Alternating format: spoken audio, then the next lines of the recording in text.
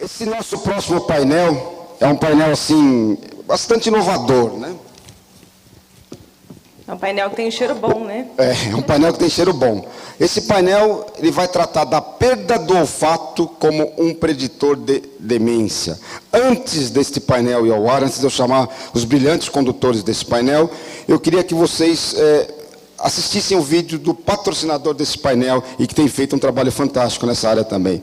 Solta para mim, Matheus. É uma honra estar aqui com vocês, especialmente para falar sobre o Centro de Pesquisa do Olfato do Grupo Boticário. Desenvolvemos um centro de pesquisa de ponta, genuinamente brasileiro, para fomentar conhecimento no campo da pesquisa sobre o olfato e sua relação com o bem-estar e o comportamento. Somos uma equipe multidisciplinar formada por pesquisadores, médicos, neurocientistas e experts em perfumaria, que atuará em 4 pilares. Vamos a eles. O primeiro deles é o de ciência das emoções, que através da neurociência relaciona sentidos, memórias e olfato.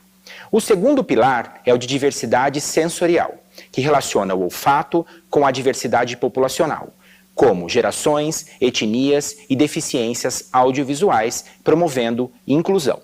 O terceiro pilar é o de futuro do olfato. Basicamente, um aperfeiçoamento científico sobre o tema do olfato. E o último pilar, mas não menos importante, é o de disseminação do conhecimento, que leva apoio às pesquisas em universidades e centros do país para democratizar e disseminar o conhecimento para a sociedade.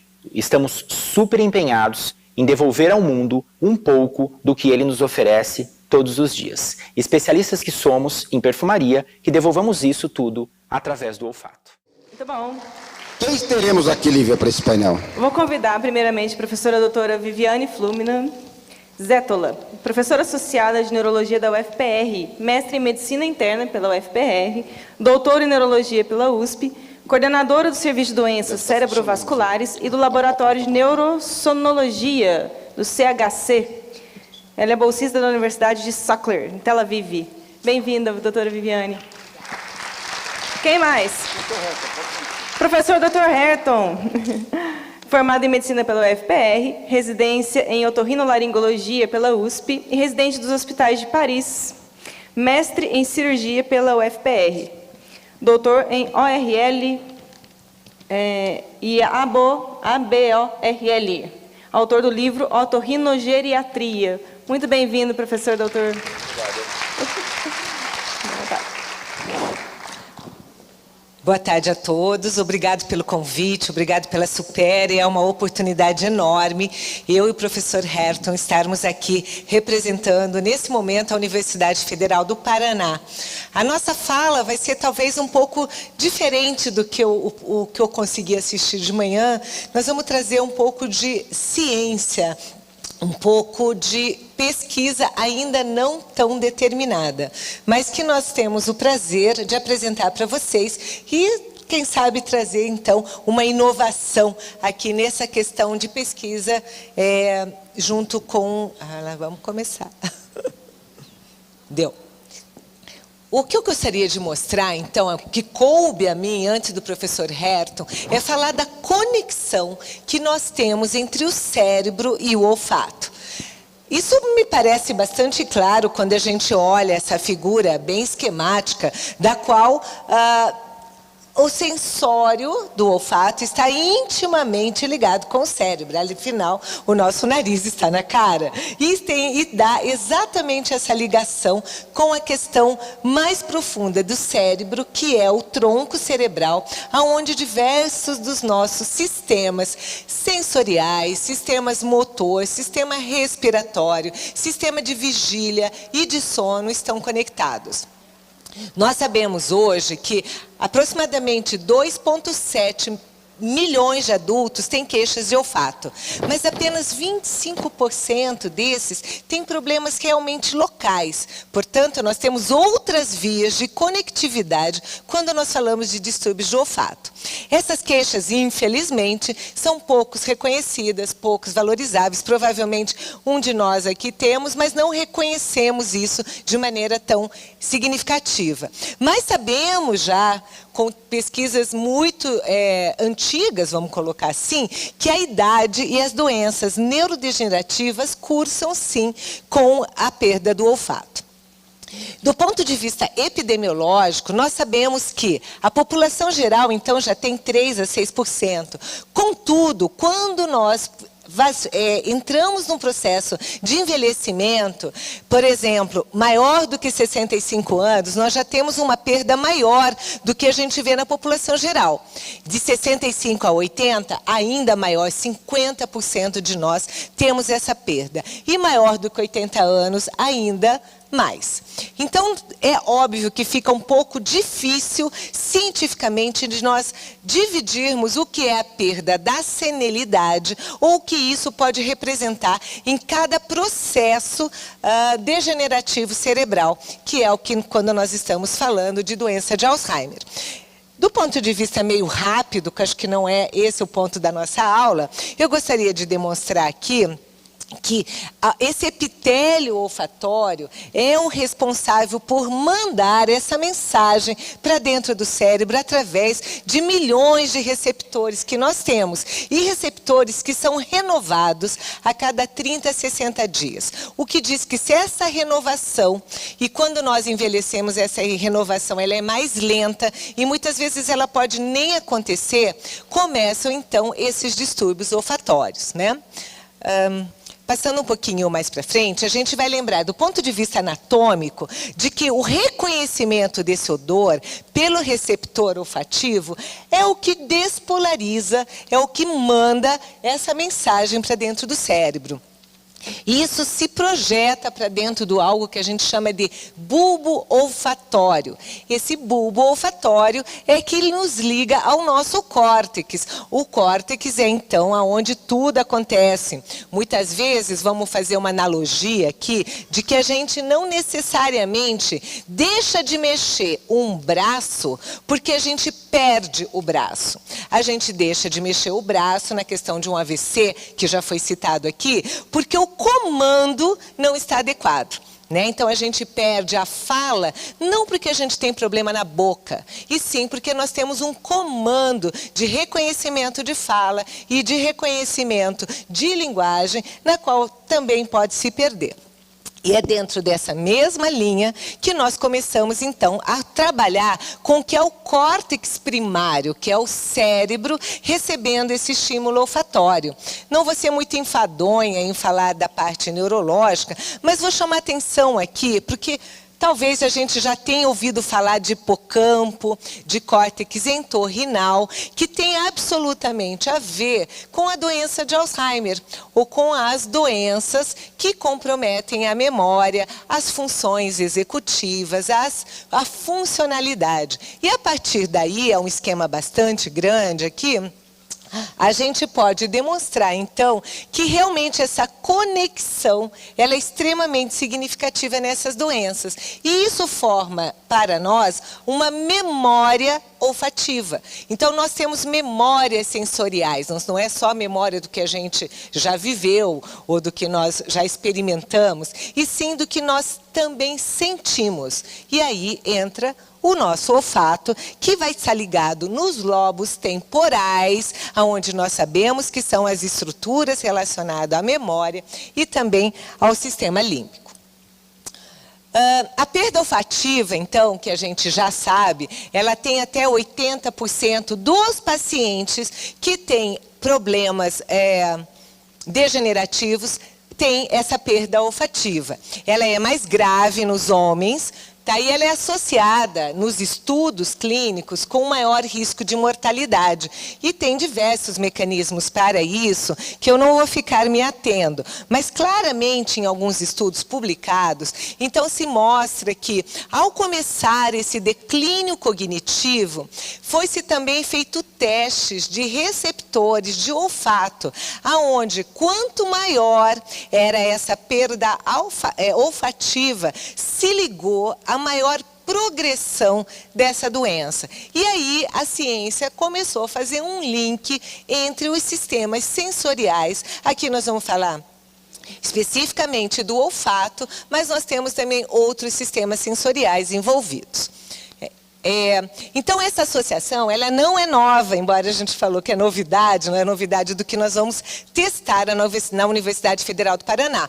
Mas ela vem descrita já há bastante tempo, então tem essa correlação com a gravidade desse quadro, e é um marcador precoce. Então, o que é marcador precoce? O que nós gostaríamos mesmo é de atingir a população, quem sabe um de nós, antes de que isso realmente apareça na clínica. Eu gostaria de saber que se eu estou passando por esse processo, se eu talvez tenha uma chance de desenvolver esse processo. A isso a gente chama, na neurologia, de declínio cognitivo leve, onde a gente não tem uma clínica muito exuberante, né? Onde as nossas capacidades funcionais estão todas, nós estamos trabalhando, nos comunicando, ou seja, nós estamos levando a nossa vida. Porém, já há alguns marcadores de que, sejam eles genéticos, sejam eles funcionais, de que nós talvez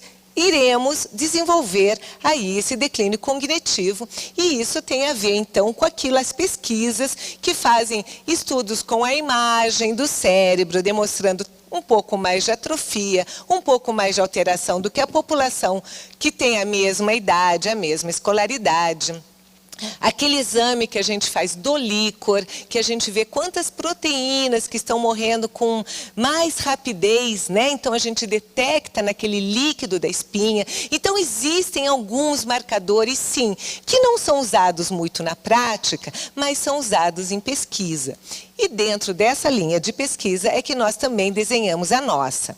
Então, só colocando alguns estudos anteriores, então, estudos que demonstraram claramente que essa identificação do odor, ele é um domínio importante no envelhecimento, que pode identificar esse declínio cognitivo. Não vou me ater aos estudos propriamente dito, mas que, inclusive, ele pode ser um desses marcadores. Então, ele pode marcar esse paciente que tem um declínio cognitivo e que vai evoluir para uma doença um pouco mais grave. A gente teve naquele estudo 47% desses pacientes com esse marcador de cheiro, de olfato, que evoluiu mais rápido do que os demais. Então, uma das doenças que a gente já reconhece claramente na literatura é a doença de Parkinson, que também tem essa evolução olfativa, né? E que, no entanto, se tornou, já na literatura muito estabelecida, uma forma de a gente detectar precocemente a doença de Parkinson. A doença do Alzheimer também foi relacionada. Mas talvez hoje a gente tenha já um pouco de dúvida em relação principalmente em relação à idade, que também vai ocorrer no mesmo momento. Mas a conversão acontece. Recentemente, a gente viu o Covid, né? O Covid que trouxe todo esse aspecto de perda de olfato, de perda de paladar, porque esses dois sensórios andam juntos. É uma pena que a gente não pode falar dessa conexão, mas a gente até, na época, publicou um case, porque nós ainda não tínhamos ouvido falar muito. Depois ficou muito claro na literatura, né, nos noticiários, de que a perda de olfato era uma das manifestações do Covid. Mas na época não, e foi chamando a atenção essa perda de olfato antes mesmo dela cair na mídia ou na ciência. E aí a gente também percebe hoje, né, nisso que a gente chama de Covid longa, é que há alguns trabalhos científicos demonstrando uma perda dessa função cognitiva associada nesses pacientes com Covid longa. Ainda não temos muito o que falar, assim, o que estabelecer, mas muitos estudos estão andando nesse sentido. Então, reforçando que realmente diversas situações cerebrais, de memória, podem ter essa associação, né? Então, vou terminar a palestra sendo um pouco filosófica, né? Lembrando, então, do nosso parceiro, que é o Boticário também, falando de perfume, né? Um livro que eu acho interessantíssimo do Patrick, que conta exatamente o que aconteceu com o fato dele não sentir o cheiro dele e a loucura que o levou até ele cometer alguns assassinatos. Para quem gosta de ler, aí é um livro de crime bem interessante que faz esse link cerebral da necessidade desse link emocional que a gente tem. Afinal de contas, um olfato nos lembra comidas, nos lembra as nossas avós, né? Puxa, eu lembro quando eu sinto o cheiro desse bolo, eu lembro quando a minha avó fazia esse bolo de fubá. E assim por diante. Então, essa conectividade pode ser. Para falar um pouco da nossa pesquisa, na verdade, vai ser o autor, então, que é o professor Herton, que é um otorrinolaringologista do Hospital de Clínicas da Universidade Federal do Paraná. Eu sou neurologista, que também trabalho na mesma universidade. E esses dois departamentos, então, estão trazendo essa ajudado, apoiado pelo Supera, apoiado pelo Boticário, a trazer uma pesquisa no âmbito do declínio cognitivo, associado, então, à perda do olfato. Muito obrigada. Muito obrigada, doutora. Então, ansiosos para ouvir, doutor Herton. Muito obrigado a todos. Vocês devem estar pensando, o que faz um otorrino aqui, né? E o otorrino, ele tem um papel na parte sensorial, o sistema sensorial. Como é que nós captamos as informações que vêm do meio ambiente e levamos essas informações para o cérebro, para que então a gente possa conhecer, não é? A cognição é o conhecimento daquilo que está vendo à nossa volta. Então, vamos adiante. Eu vou contar 2 casos específicos. O primeiro caso, uma senhora, alguns anos atrás, ela tinha um problema de surdez, ela já é falecida, ela tinha um problema de surdez e toda vez que ela vinha ao consultório, nós trocávamos o aparelho e estávamos com o aparelho mais potente possível. E ela olhava e ela se queixava, porque isso aí não está mais me ajudando, esse aparelho aí é uma porcaria. Então, naquela época, havia um dispositivo que a gente adaptava ao aparelho e colocava na televisão, e a gente conseguia, da televisão, fazer o aparelho captar melhor o som da televisão. Então, uma fonoaudióloga que adaptou isso me contou a seguinte história. Então, ela colocou o dispositivo, ligou a televisão e estava passando uma propaganda de banco. Então, ela perguntou para essa senhora, a senhora está ouvindo? Aí ela respondeu, claro, estou ouvindo. Ó, bola, criança, carro. Aí a fono disse, muito bem, a senhora está ouvindo. Aí ela desligou a televisão e chegou para essa senhora e perguntou, a senhora pode me dizer o que a senhora viu, o que a senhora entendeu? Para surpresa dela, essa senhora não tinha entendido nada. Ela realmente tinha ouvido as palavras, mas ela não tinha entendido nada. Então, primeira descoberta, né? Ouvir não basta. É preciso que a gente possa interpretar aquilo que a gente está ouvindo. Eu já vou entrar em mais detalhes. O caso número 2. Então, de outra paciente, acompanhada pelo filho. Então, o filho contou o seguinte fato. Ele dormiu num fim de semana na casa da mãe dele. E no dia seguinte, de manhã, era um domingo de manhã, ele acordou com um cheiro de gás pelo apartamento terrível. Aí ele se levantou alarmado, abriu todas as janelas, foi até a cozinha, e estava lá aquela senhorinha preparando o café da manhã, com o fogão, o gás estava ligado, e a chama não estava acesa. só o gás que estava ligado. Aí ele desligou o botão e perguntou para aquela senhora, para a mãe dele, mãe, você não sentiu o cheiro que está saindo do fogão? Ela, que cheiro? Eu não senti nada. Aí, uma outra descoberta interessante, né? Aquela senhora que já estava realmente um pouquinho com dificuldade de discernir as coisas, problemas de memória, ela estava, na verdade, com uma demência leve naquela época, ela já não distinguia mais cheiros. Aliás, ela não sentia mais cheiros. Então, uma segunda descoberta, né? Parece que num determinado ponto, quando o nosso cérebro está avançando na questão do Alzheimer, que era a doença que tinha essa senhora, ela já não sentia mais cheiro.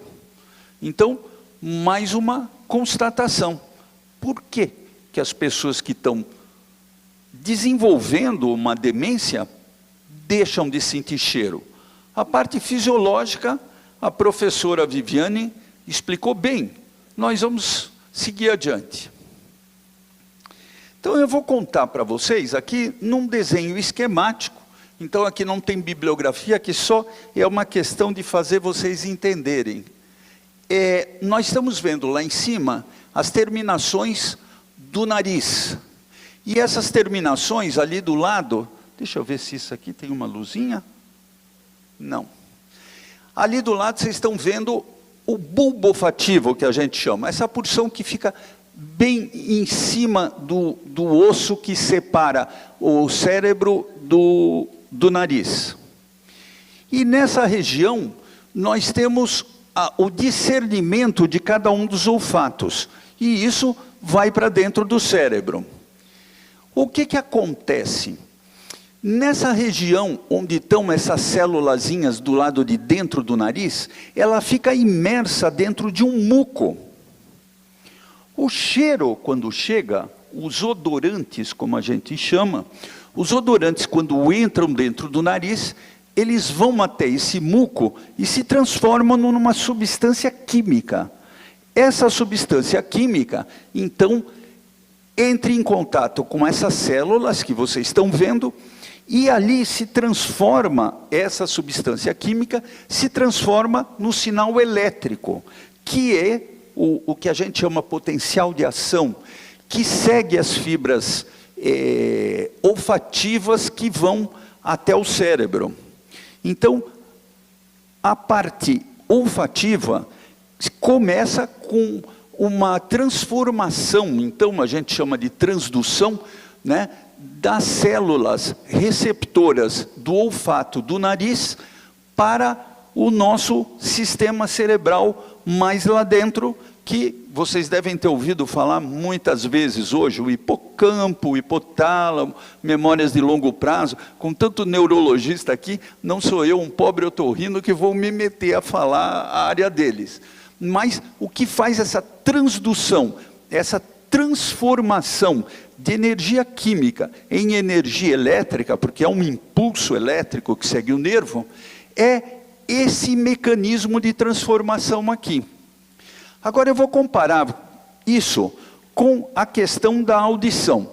Então vocês vejam aqui embaixo, vocês estão vendo o som que entra, que faz vibrar aqui essa membrana, que faz vibrar esses ossículos e que desloca uma onda que vai até lá em cima e volta ali embaixo.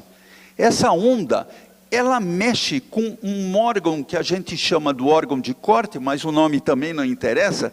Esses cílios, quando se movem, eles fletem para um lado, como está ali no desenho. Ao fazer isso, desencadeia também esse estímulo elétrico. Então nós temos a segunda transformação. A energia mecânica que entra é transformada, assim como anteriormente, numa energia elétrica, o potencial de ação, que segue pela fibra auditiva e que sai da cóclea daquele jeito que vocês estão vendo lá.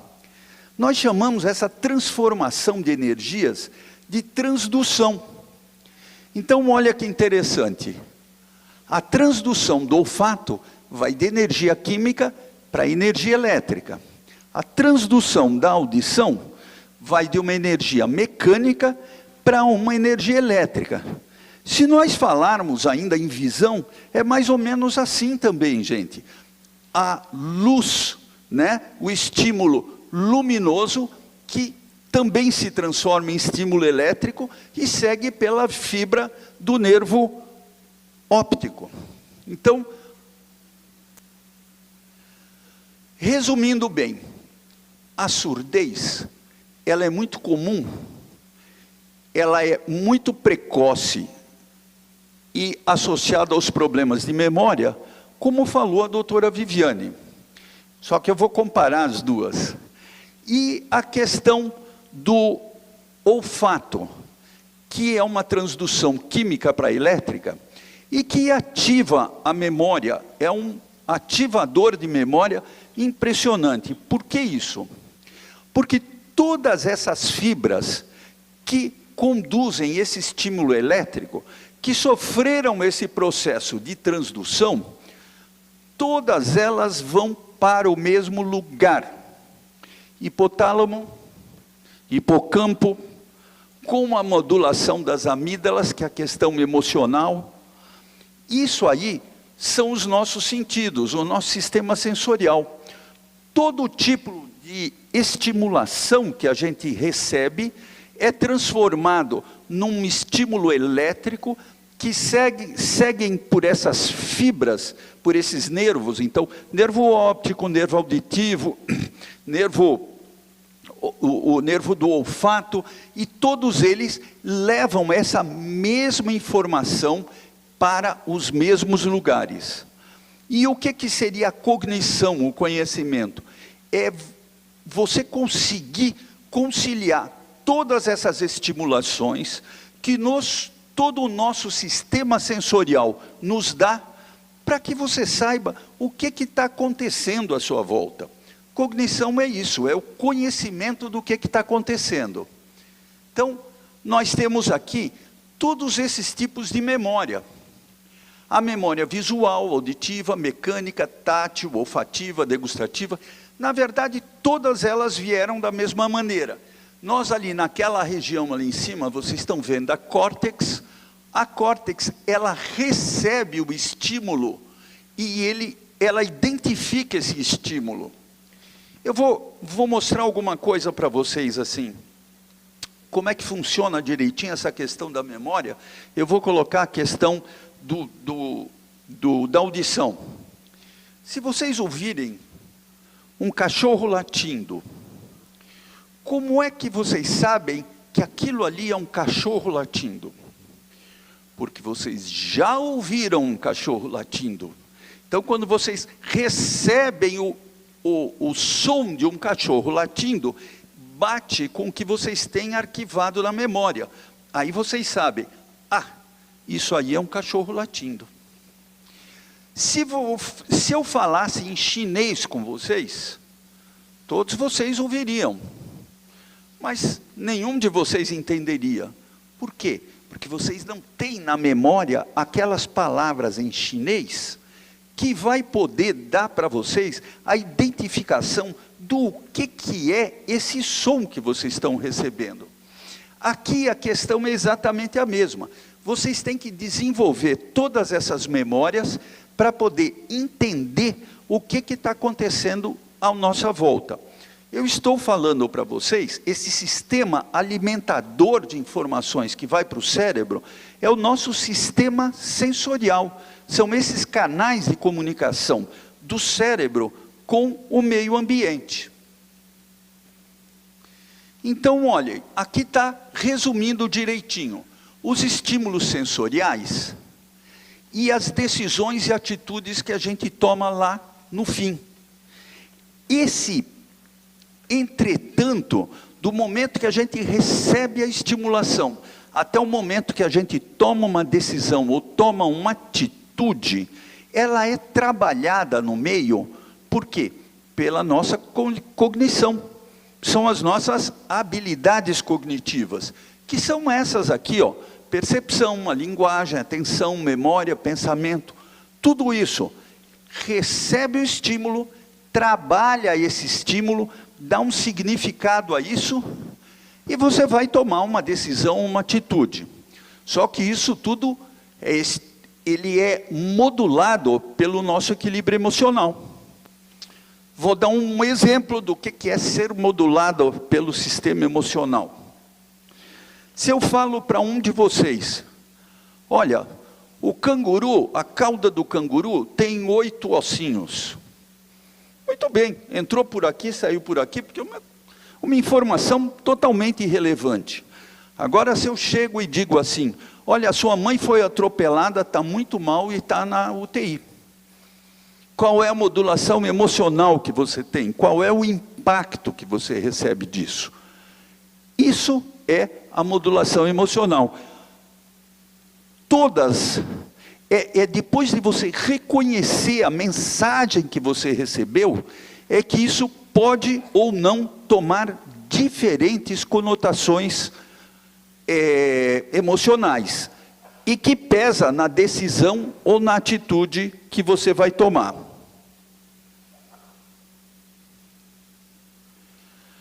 Então eu mostrei aqui, agora a questão do olfato. Então vamos ao que interessa no final das contas, né? O olfato, ele também traz essas lembranças, dessa maneira, né? Essa flor, um doce, ou me lembra Esther, ou uma fruta que lembra a minha infância, não é? Então, o cheiro da sua mãe. Vocês sabem como é que um bebê reconhece a mãe? Não, é pela voz. Mas, atualmente está se trabalhando muito com a informação de que também existe olfato nisso. Então, o bebê, quando nasce, ele reconhece a mãe, primeiramente, pelo som da voz dela, porque a mãe fica falando com o bebê, né, quando está na barriga.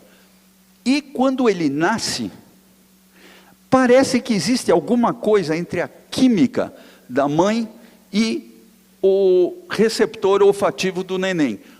Não sabemos direito ainda o que é, né?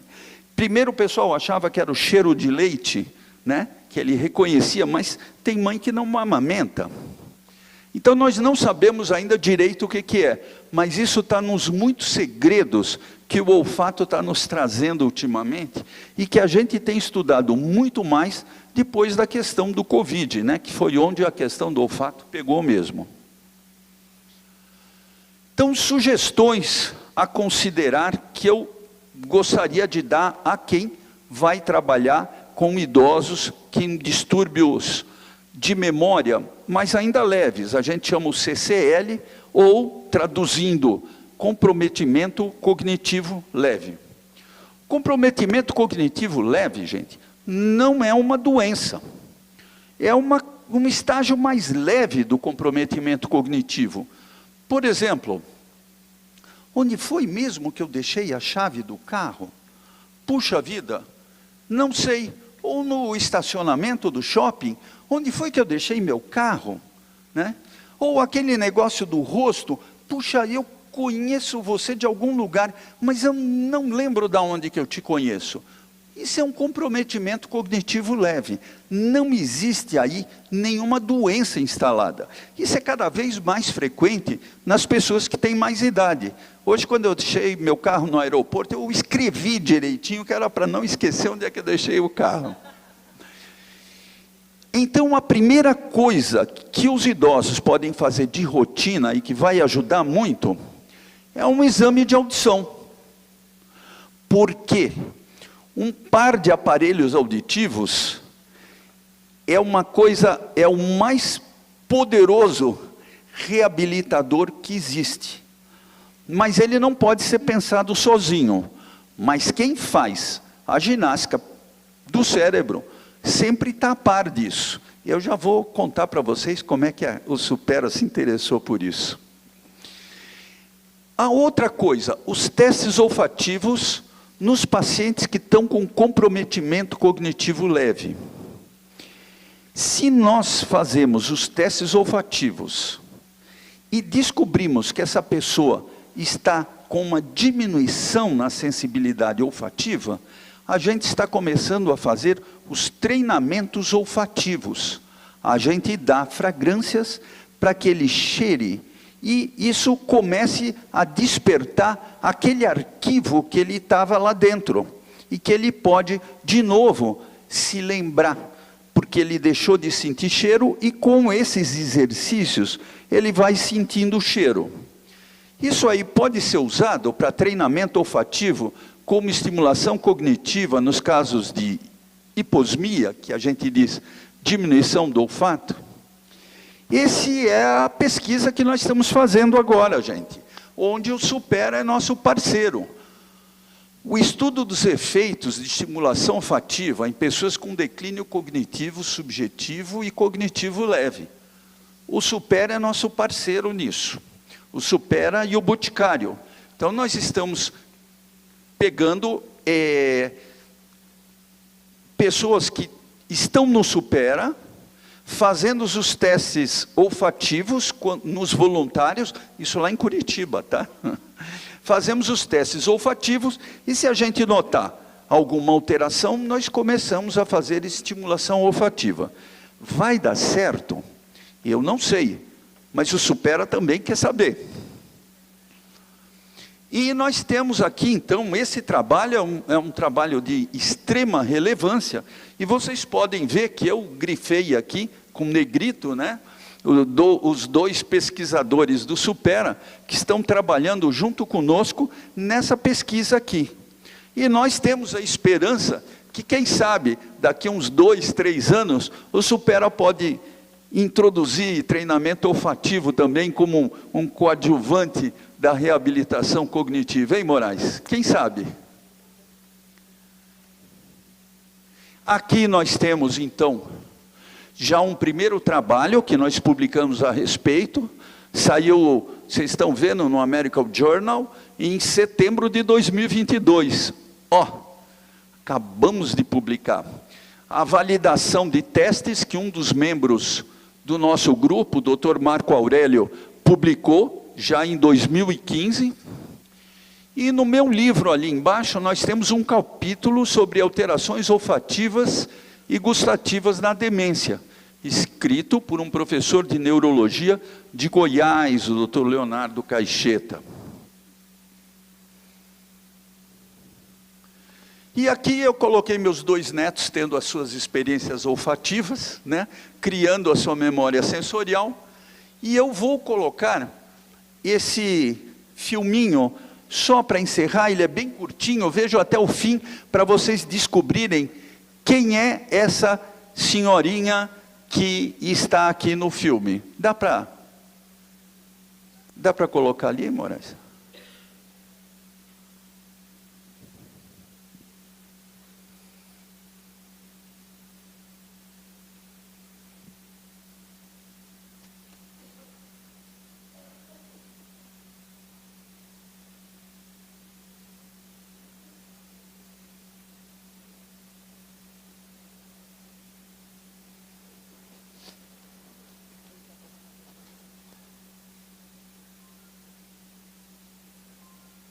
Porque funcionou quando eu testei ali.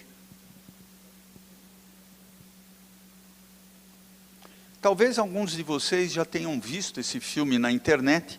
Vocês precisam até ver até o finzinho para vocês adivinharem quem é essa senhora que é a estrela aqui do nosso filme. Vocês vão ter a chave do negócio no finzinho do filme, né? É um filme de 2, 3 minutinhos, bem rapidinho. Foi. Olha aí, Aê! olha aí.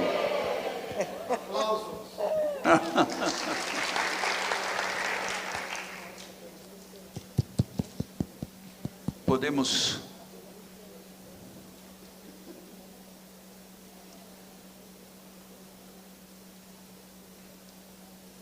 O som?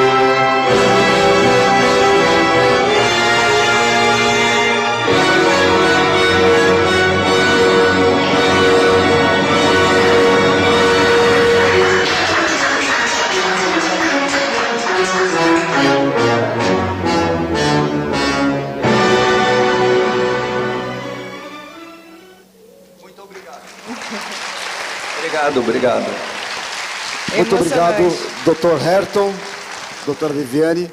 Nós teremos aqui uma tarde inteira também para falar da temática olfato, estimulação cognitiva, olfato, demência.